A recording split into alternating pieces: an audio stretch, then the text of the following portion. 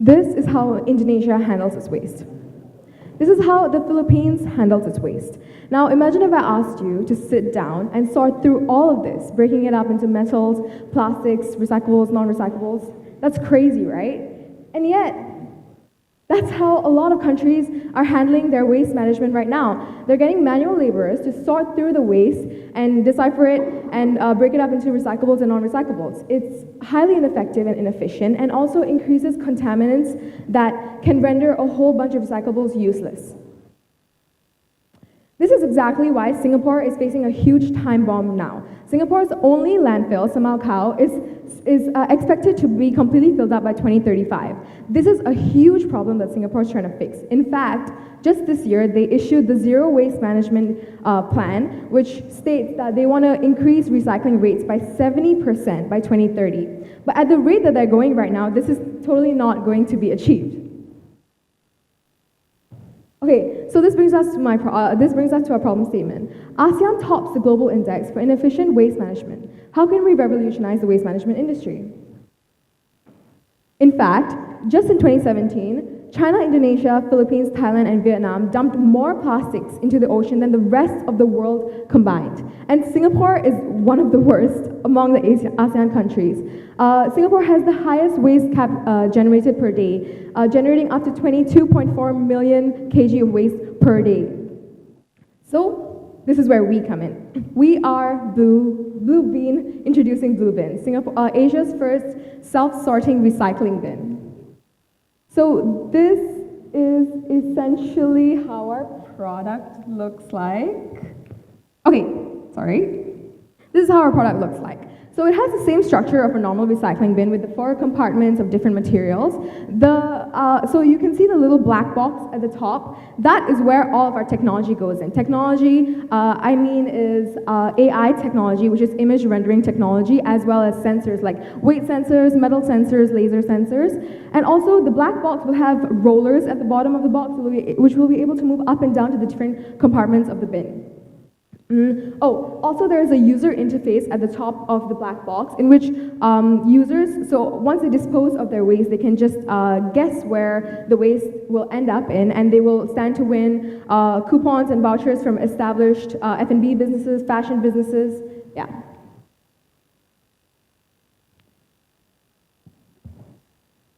Okay, so these are the prototypes that we've been working through. These are the prototypes we were working to. So the one on the right, yes, this one was our original prototype. We wanted to make it as compact as possible, but once we have the 3D printed here, so I'll pass it to you during the question and answer segment. So the way that we wanted to make this work is there's a slide down chute in which that the waste will fall into, but when we had a meeting with a tech development agency that works with AI, they told us that it wouldn't be enough space to have the AI tech as well as the sensors in, so we moved on to the second prototype, which is essentially the same as the one that I showed you in the previous slide.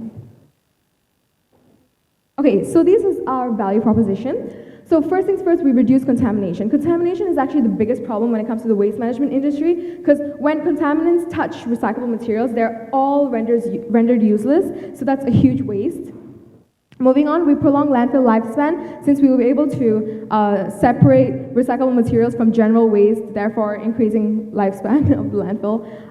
Okay, so we also have low learning curve. Our user interface is super easy to use, from little children to elderly, and what we were trying to do is inculcate a sense of recycling that's not prevalent in ASEAN countries as much as it is in South Korea, Japan, Canada, yeah, and this will overall improve the global ranking of ASEAN countries. Thank you. Okay, so this is our revenue stream. We're going for a B2B2C business model, which is we're going to start off with putting our bins in shopping malls and complexes, and then we want to move on and then bring our bin into the residential industry. The way that we will, our revenue streams are mostly partnerships with companies. So partnership with F&B establishments, fashion establishments, which we'll be able to use to establish the reward system that we have with our bin. Moving on, advertisements. So advertisers will be able to buy white space on our bins to put up their advertisements, and seal of recyclables. So there are established recycling plants such as Veolite that can buy recyclable materials from us. Okay, so market analysis. So when I say target market is 96,000 companies, I'm referring to all businesses. So for example, it could be a co-working space, offices. What we're looking for is to essentially replace normal bins with our bins.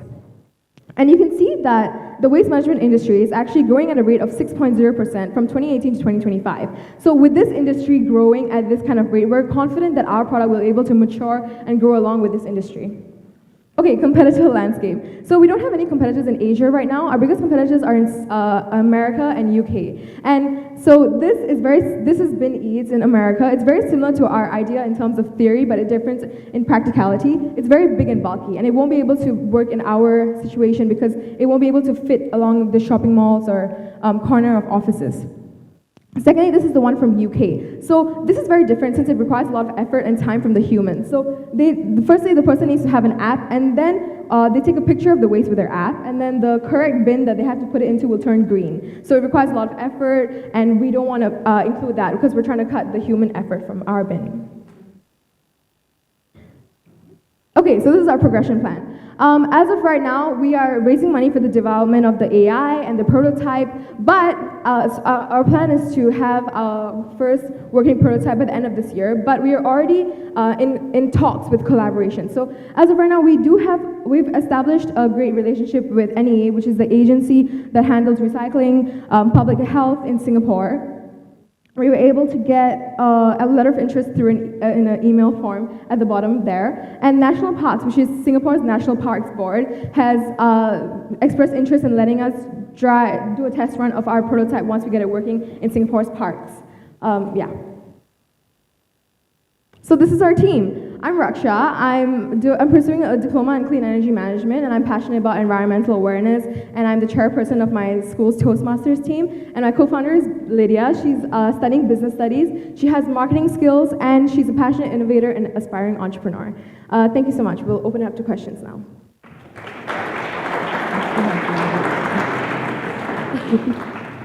Sorry, can I bring this down to you?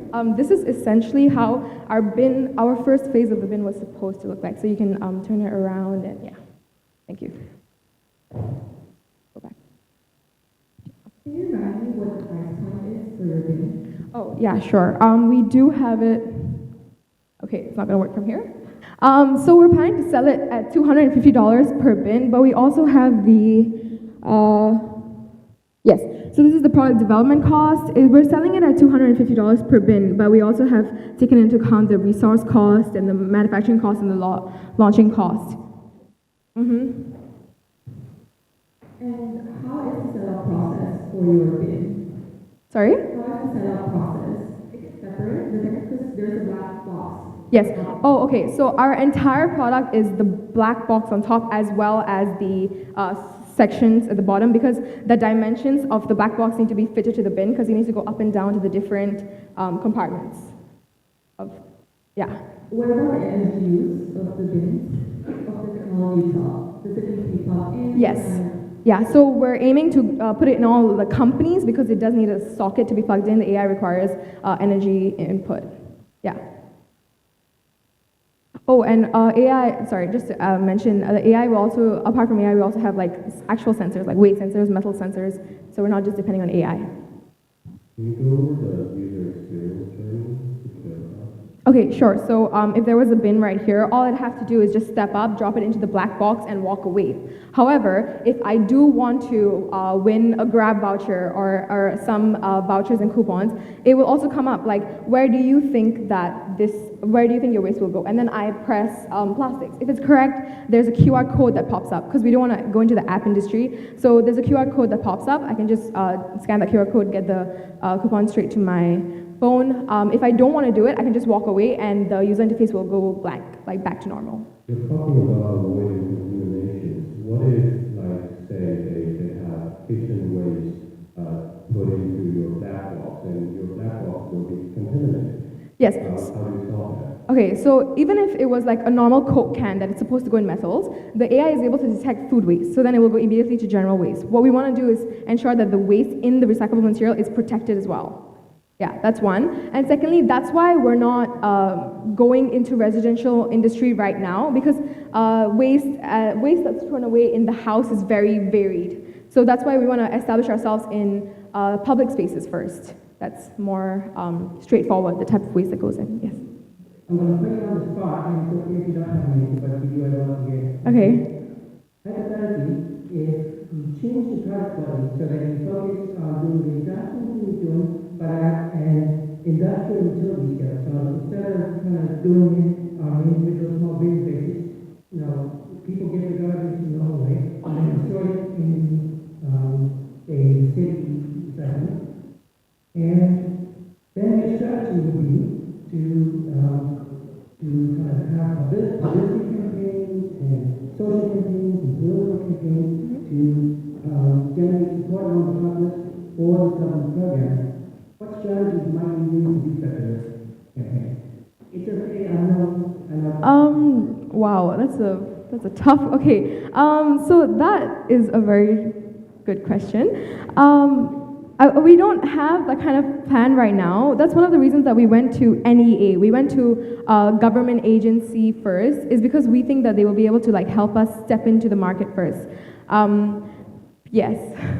But do you have any crazy, stupid ideas on the top of your head? I love the crazy, stupid ideas. Crazy. Okay. Are you mostly asking about marketing strategies for this? You guys are young, everyone is young, and one of the entities you can use that to generate lots of well-known general public. So, yeah. Okay. Well. Okay. Crazy ideas. Hot air balloon. Yeah. Yes, we're gonna send a hot air balloon across Singapore. It's possible. So we're gonna send a gigantic hot air balloon across Singapore with our name on it, and also a little video on it, since visualizers can obviously be implemented on hot air balloons nowadays.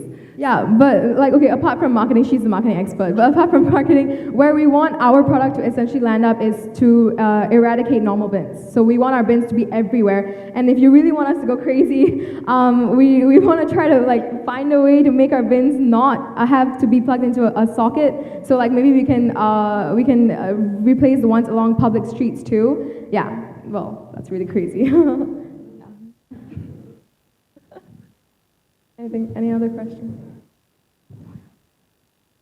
So I'm assuming Singapore doesn't have similar technology right now, but what are you doing in terms of recycling? Oh, okay. So Semcorp, if I can show you, there is an energy-based okay, never mind. There's an energy-based company in Singapore called Semcorp. So they do have, the recycling efforts that Singapore is doing right now is they just launched an app called Easy. So Easy has a lot of information what can be recycled, what can't be recycled. Also, they have pickup routes. So for example, I have recycling at home, someone will come and pick it up for me and then drop it off to the recycling plant. So Singapore is trying to do it according to the Zero Waste Master Plan, as I mentioned previously, but they're not taking any proactive steps in doing it. And also the great thing about our idea is that the recycling, self-sorting recycling bin is essentially a very it's a new idea. Like even our competitors, they're doing it their own way. There's no guidebook, there's no guide, So what we're doing is we're coming up with everything from scratch, the idea, the black box, everything. So apart from the Easy app, I don't think Singapore has actual recycling efforts. What they're planning to do to fix the Semakau landfill problem is they're actually incinerating trash. So it's more of like trying to make the problem go away as opposed to like facing the recycling problem. Yeah. Okay, thank you.